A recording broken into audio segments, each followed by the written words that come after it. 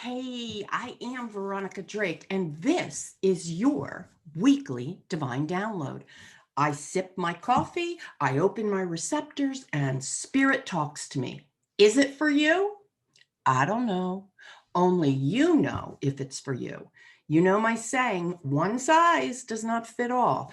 Something you'll get, someone else may not, and vice versa. You need to keep an open mind and begin listening to this in various ways, actively and passively. Our brains pick things up when we're doing something, multitasking differently than when we're focusing like this. So give yourself a couple opportunities to get the lessons. Also, this message is for the week. And so you may want to just revisit this every day.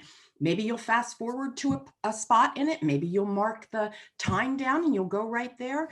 Use this in any way that you feel intuitively drawn to use it.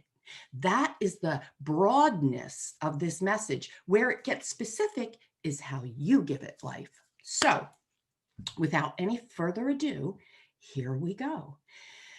Look before you leap. The snake is making an appearance in this week's Divine Download. The obvious thing to do when you're in the snake's habitat is to look before you step. It would be foolish not to. It's time you created awareness in your own life. What seems harmful is only that way because you're moving about your surroundings, your life, your situation, your jobs, your relationships, oblivious. You have no awareness. You've given away the power by not being aware. Who you bump into or whose boundaries that you may cross is what's causing distress, but also people are bumping into you and crossing your boundaries. Are you aware of it? As you become more and more aware of your own boundaries, it will become obvious when people are crossing them in ways that aren't helpful to you. Are you even aware that you have boundaries? This could be remedied very simple by paying attention. Where does it hurt when people come in your life? Where does it hurt when people say certain things to you? Where does that sting come in? These are wounds, but that's a perfect place to put your boundaries. It's time to watch what people do, not what they say. You've heard that. Take responsibility for what you are hanging on to and hoping it's going to get better. This is denial. And you are stuck there because you've got your head in the sand. Another aspect of the snake is deception and deceit. Deception, to be specific, is the kind of deception that is calculating and self-serving. We could use the word manipulative. Now, listen to that word. Does it sting you? Are you the manipulator? Or do you sense somebody doing the manipulating? Either way, this comes back to you. It's not necessarily about others, it's what's inside of you. So here's a couple of words for you to think on and feel on and see if there are boundaries or if there's manipulation. Do you feel that you are being deceived? If so, where are you the deceiver? Do you have a craving that feels never fulfilled, never satisfied? Go in and look behind that craving.